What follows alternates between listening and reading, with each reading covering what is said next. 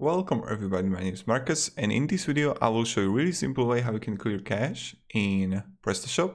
So let's start. The first thing you want to do is just go to advanced parameters, and right here you're gonna see, I think it was not database, performance, yes, and then you're gonna see this clear cache.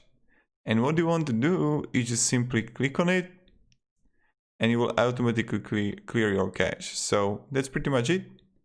Thank you very much. If you have any questions, I'll be really happy to help you and provide you some guidance and stuff like that.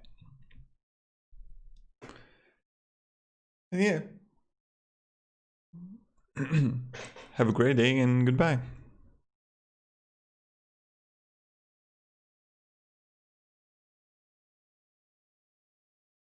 You can also use cache here.